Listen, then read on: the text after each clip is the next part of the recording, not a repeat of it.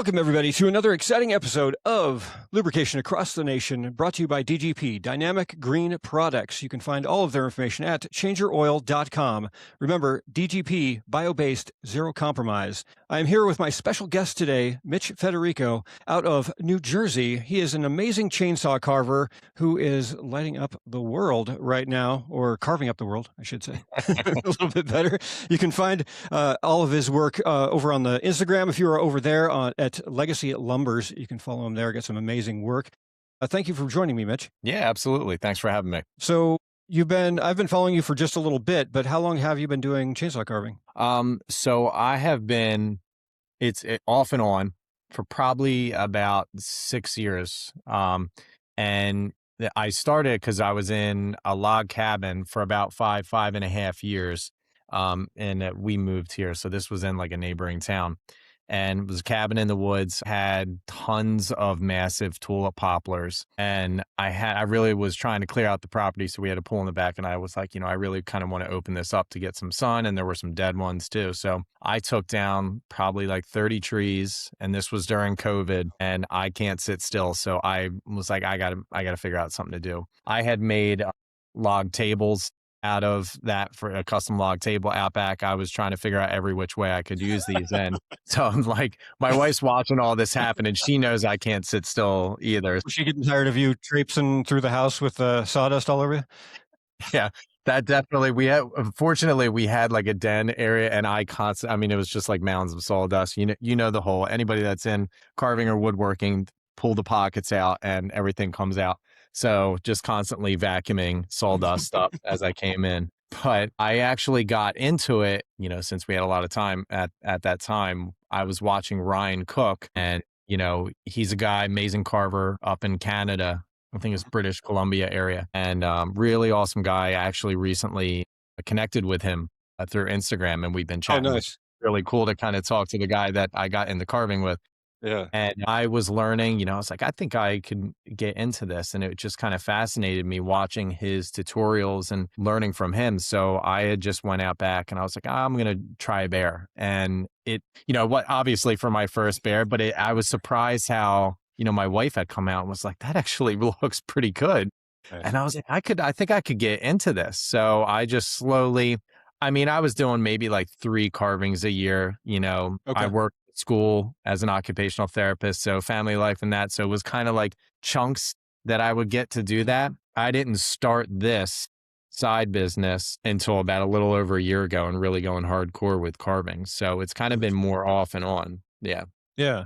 And when you first got into the carving, were you kind of relying on, I feel like you have to be artistic because I can't do any carving whatsoever. So I feel like you have to have some kind of artistic bone in the body, so to speak, in order to make it happen. So I've never done like woodworking or carving. At that time I was renovating the exterior of the cabin. So that was the extent of, some of the woodworking I was doing was replacing logs. But as far as carving, no, I didn't have any background, but I had always done artwork, drawings and stuff like that. So I was artistic and at least just had that creative mind and sense to kind of go into this and kind of take it on. So I think that helped me kind of just having a little bit of that background and mindset in tackling the carving world. So because I know all the carvers I talk to, they do things a little bit differently.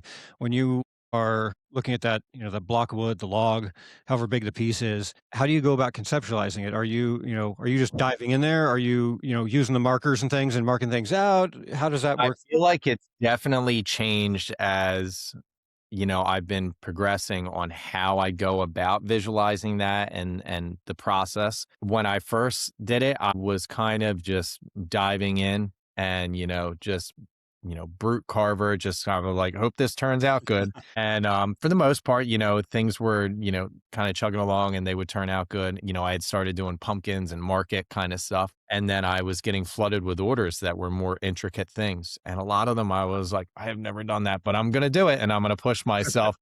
And I was just fortunate. They all, I put the time in, all the pieces turned out great. Customers loved them. But now where I'm at, a lot of times, I use my wood crowns. I really I'm an anatomy person. So if you've seen my page, I have tons of dogs now. Mm-hmm. Yeah, you're And becoming the dog chainsaw whisperer thing, or I'm like, I've always been like a fitness guy and just anatomy, like all that stuff kind of fascinates me. So when oh, I'm yeah, doing that makes sense with especially with your occupation. Yeah, so a lot of this, like, it's always kind of fascinated me learning anatomy, and then as I'm doing this, I've been studying a lot of the anatomy of different breeds, different animals as I'm going, bone structure, musculature, features within the body and everything, Mm, and muscle origins, so I really get fascinated by that, so a lot of times when I'm doing these carvings, I'm really drawing out exactly, like, where muscles are, where facial features are in dogs and eagles and stuff like that. So that's kind of my process now. But you definitely kind of like, working out, you kind of build that up as you go. I feel like I've started to build a better sense of conceptualizing and visualizing that piece within in the wood. I feel like that's gotcha. kind of like a muscle. You definitely build that skill as you go and visualizing things now. So do you when you're in this visualization process, like if you want to do, say, a dog, like because you just did an amazing boxer, I mean, the thing looks like Thank it would jump out of the screen at you. So with like, with a project like that, are you kind of like, oh, like maybe I'll do a boxer? Do you sketch it out on paper first and then you kind of transfer it over? Or So I actually, all my customers that commission their dogs, I, tell them send me pictures, whatever pictures you have of your dog in a seated position, laying down position, whatever they order, whatever position they want, if they can get me gotcha, pictures. And then I kind of go off that. I actually sometimes I'll sketch them up and I also will use Chat GPT and I oh, do so it can give me like a 360. I sketch because I like sketching, so I'll do that, and then I also do ChatGPT, and I'll plug in the picture of the dog, give me a front view, give me a side view, give me a back view, and then gotcha. I tweak it as I go so I can get all the proportions correct. I send it back to my customers. How does this rendering look? Does it match? And, for the most part, I tweak it until it, is pretty darn close. Okay. And then I have my sketches on hand, so I get the proportions pretty as close as possible as I can. Now, if you're doing, how does that differ from when you're doing things like, well, when you did the Prospector, for instance, Oh, yeah. which is amazing. That That's one of my favorites, by the way. I love that movie. So, that I kinda did spur of the moment, and I just pulled up a picture, and I did that just free with a nice. chainsaw. I Right on. didn't sketch anything up. I had a kind of a piece of scrap wood, and it was kind of just like, I'm gonna give this a go." And I was trying to actually test more how much I can go with just a chainsaw. A lot of my Mm, more interesting I get carvings, that. like dogs, use a lot of my different power tools and Dremel work to get detail, and Sure. I wanted to see how much I could get out of a smaller carving because, for people that carve, they'll know, but people that don't carve, it's actually really hard. It's harder to do smaller carvings versus the bigger carvings. You have more wiggle room and freedom of movement with the bigger carvings. It's tougher Yeah. when you're doing the small stuff. So I just kind of went at that and freehanded it with a chainsaw. No, it turned out awesome. That was it was funny because that was actually one I remember that Thank you. being one of the first ones I saw of your work Yeah. when I came across you on Instagram and was looking at the stuff you had done. I kind of did a quick scroll through and I mean there was a lot of obviously all of your work is great, but I was just kind of like it's like oh different characters, because I mean obviously with like bears for instance that's kind of like a go-to just because that's what public likes the bears and things and Yeah, so there's for those sure. certain items that you do that a lot of carvers do. Um, and and then, so but then there's also the ones that are kinda like the fun pet projects Yeah. that you see That was where a fun one. you see a little more of that, the personality, of Yeah. each carver with those. And then also, Nightmare Before Christmas, another Yeah. one of my favorite movies. And that one, I mean, so tell me a little bit about that one. How challenging was that as far because you were just talking about with the bigger ones, you have a little more wiggle room. I mean, you're talking like Jack Skellington is like literally a Yeah, skeleton. so going to because I did Jack and Sally, and, that one I was nervous because I was like, "It's so thin." Yeah. You know, I you have to leave a little I couldn't get it as thin as what the movie is, obviously, because 'cause I'm just like, Sure. you have a big head and you have a thin piece, and so you have to leave a little bit of, thicker piece there, so it didn't match exactly, and in me, that bothers me so much, but if I made it exactly to the movie, I'm like, "This is just gonna snap off," but definitely that made it a little tougher to kind of get proportions exact and match when you're working with wood especially. So how many times have you messed up on a project that you when you were Oh, quite a ways into it? Not just the beginning part, but when you were like, "Oh, this breaks my heart." Y I have been fortunate where I haven't had to throw away a project and start over, Okay. but I have definitely messed up, especially surprisingly with dogs. When I first started with, and I still do, but when I first started, I would come in and I would tell my wife, I'm like, this thing looks like junk. It looks terrible. And she's learned kind of my process with doing that. And she's like, you say that every single time. And then it turns out amazing. But I always end up with my dogs making the head too big, and I'm like, "This looks ridiculous. It looks like a five-year-old's drawing." But now I've kinda made that part of my process, and because I found if you take too much off, that's it. Yeah, you can't So, really add it back on, can you? no, but if I leave more, I can kinda shave down to exactly so now that's become part of my process as I leave more and then kinda shave down as I go. But, I mean, that totally makes sense because it definitely I can't imagine getting partway through and not I mean, all my stuff would end up as firewood anyway. I mean, I just like I'd be like, "Look, I made 2 logs out of 1." You know, that would be my the extent of mine, but are you I mean, you've been doing this for, you said, about 6 years now. Is the goal to eventually do it, perhaps full-time, or are you still Yeah, looking at that's doing the goal. both?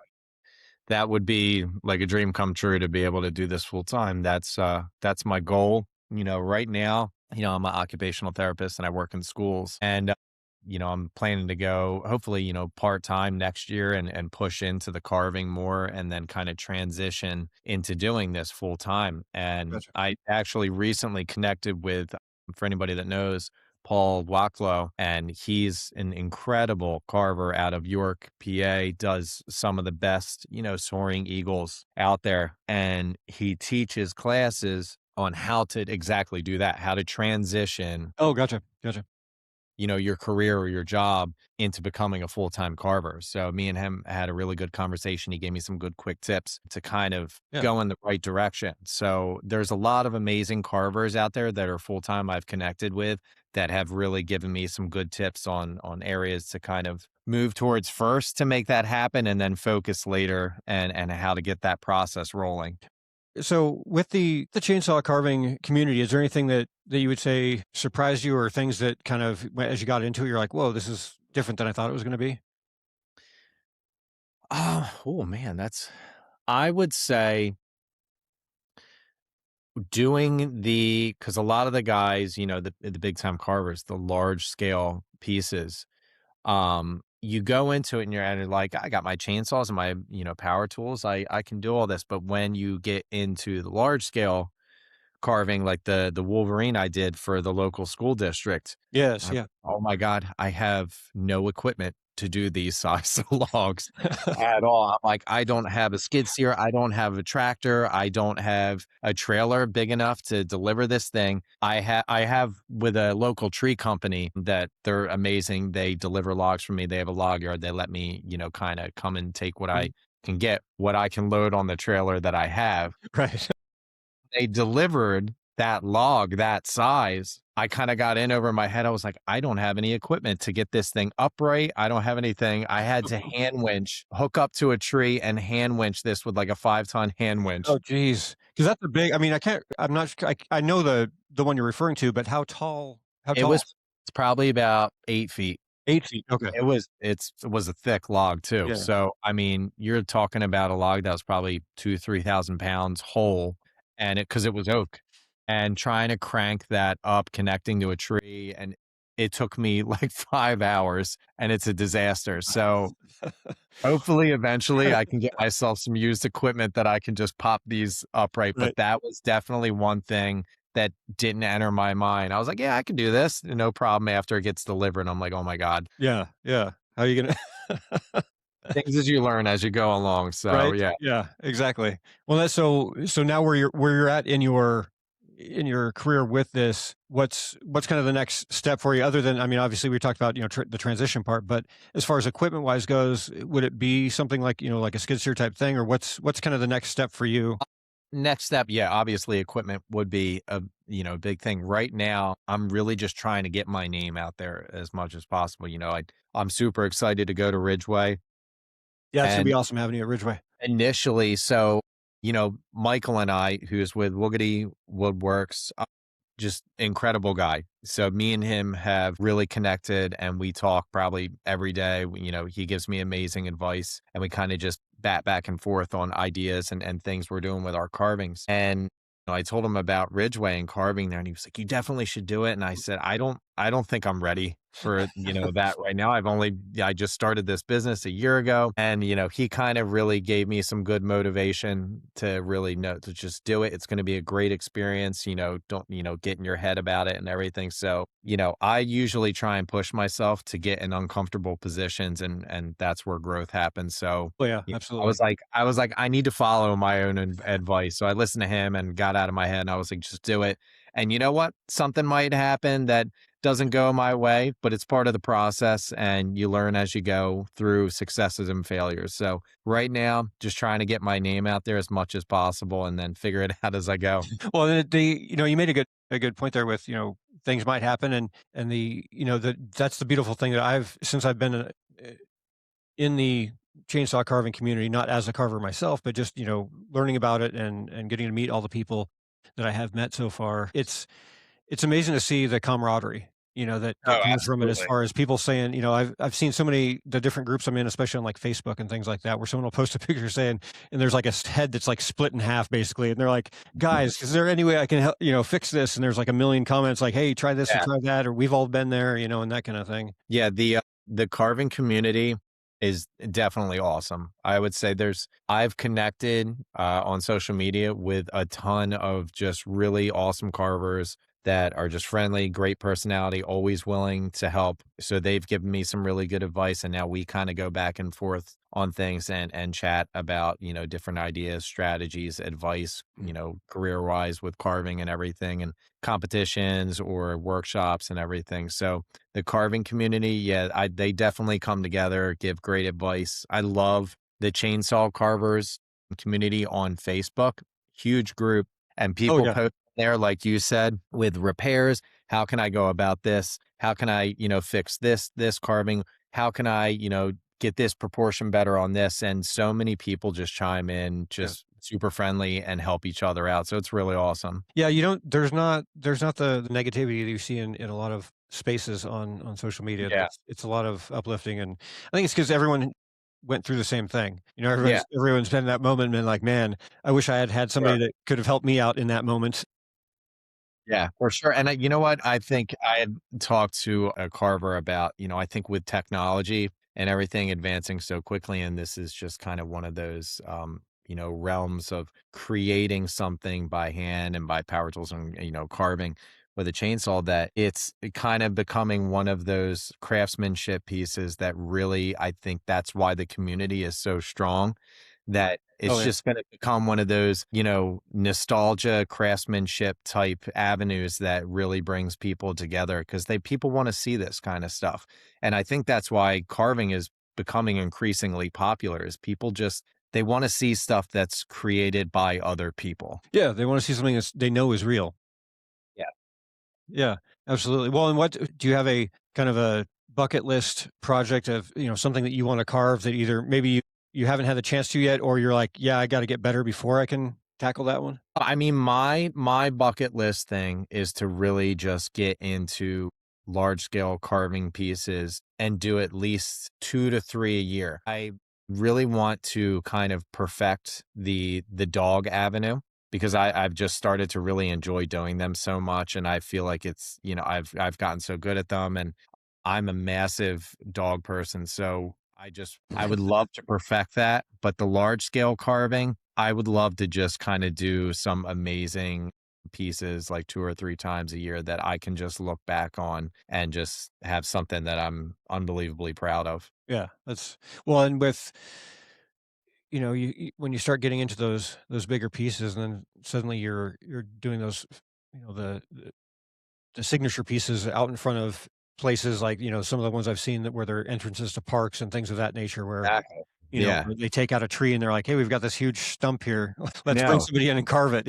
That's like so I'm currently doing, that massive, like, full-size bull right now, and, Oh, so yes.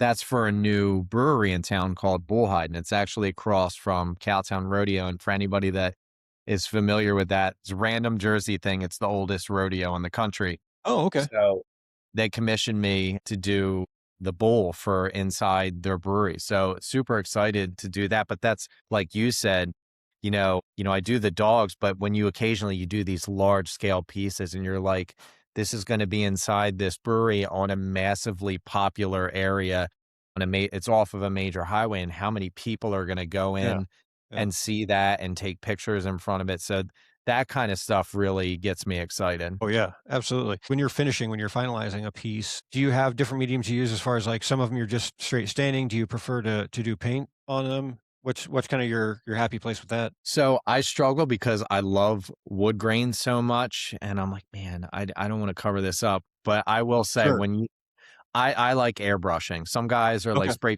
cans, some guys are airbrushing. I love airbrushing. I think it just gives such a nice hue over everything and you can get such good detail work. But covering up sometimes the wood grain, I'm like, oh God, this is such a beautiful piece of wood.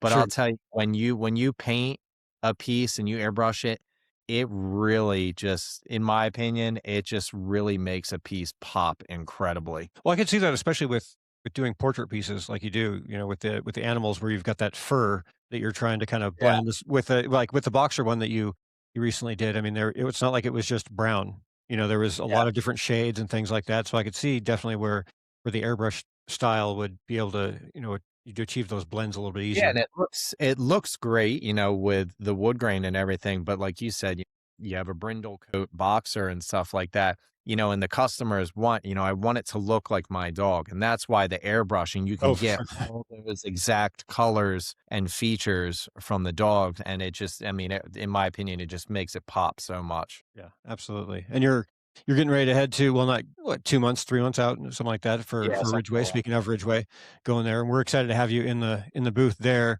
Yeah, I'm to, super be able to excited for carve that. and help get your name out there. This is your first time going to Ridgeway, right? Yeah, and I've had, when I posted that kind of little sign on my social media, I had a ton of carvers, message me and were like, "You're gonna have a blast. It's awesome." And this goes to that kind of camaraderie. I had a bunch of them say, "Oh, I'm gonna be there. I can't wait to meet you finally." So that's exciting to kind of that I'm gonna get to finally meet a lot of these people that I talk to online because I'm such a conversation person, and I'm just like, this will be great to kind of finally meet people and talk to them in person.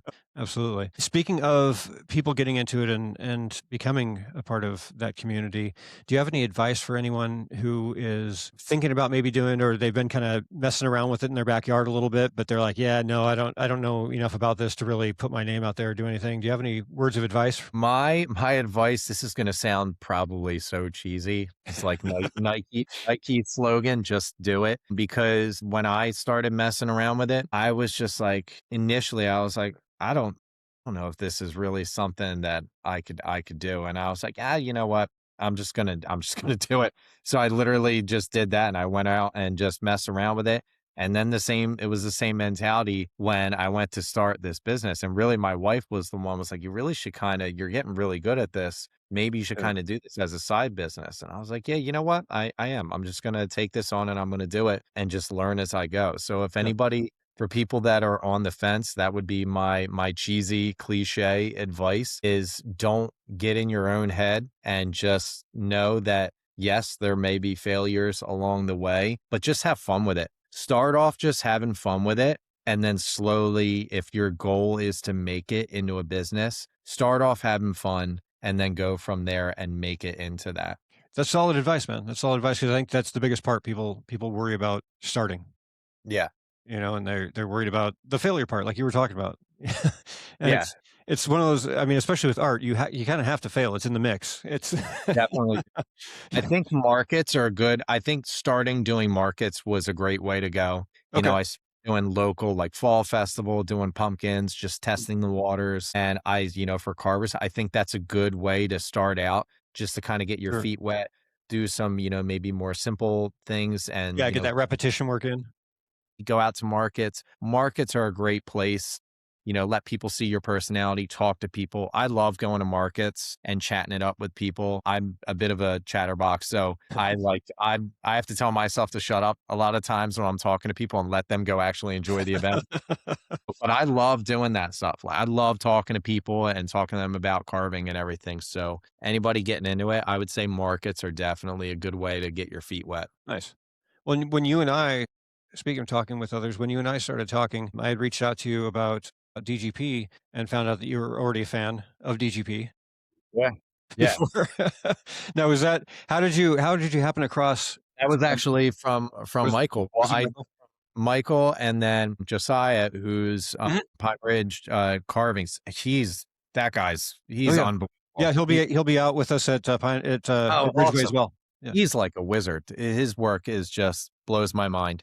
I think he's definitely somebody that's going to be blowing up in the carving world unbelievably. Oh, definitely. Yeah, for sure. He, I started seeing it on his page and then Michael was telling me about it. And, I started using it. I was like, this stuff is amazing. Like I didn't have any smoking because, we kind of talked about it, the Yeah. flash point is so high on this and it's so clean. I don't have, I'm not blowing out bars nearly as much as before, and tips blowing out and everything because there's, not as much friction and everything. And it's so clean when I use it. So if you want to keep your saws healthy, your bars healthy, we kind of talked about this, previously. It blows the water. And I know I'm on this podcast, but honestly, Oh, it sure. blows out of like conventional bar and chain oil unbelievably. Yeah. Well, that's what, that's the thing I love about this particular show is that, I mean, it is obviously sponsored by DGP. I'm decked out in Yeah. DGP. I have it all over the place behind me, but, I'm with the company because of the product, not because of anything else. The product itself Yeah. I've used for 7 or 8 years before it came on with the company because I believed in it. So getting the opportunity to then work for the Yeah. company was, that much better. But that's, we love having the conversations and, like this one, getting to learn more about you and your passion and then obviously kind of that side note of it of DGP being, the product that it is, but it's great knowing that you've had the experience with it and it was through other people, but had nothing to do with me saying like, "Hey, Mitch, I'll give you some oil if you come on the show." Yeah. Yeah. No, I honestly I used it and it was amazing. And I've actually had the conversation with some other carvers because I know, look, things are expensive out there in this economy. So I started out just using like Tractor Supply, cheap Sure. oil, Yeah. but I found through that I was blowing out bars like crazy because it was smoking. It just wasn't a good tacky oil. And so, I started kind of slowly upgrading. And now when I tell people after using DGP and they're like, I don't know if I want to spend the extra money. And honestly, in my opinion, for what DGP is, I do not think it's, Yeah. majorly expensive for what it is. I tell people, I'm telling you, spend just the extra like $15 because it is going to save your saw. It's going to save your bars, which you're going to end up paying. I mean, cannon bars, absolutely incredible, but Oh, we yeah. know it's not cheap to replace, those things. So Yeah. if you want to keep things running long, you want to keep your bars lasting long,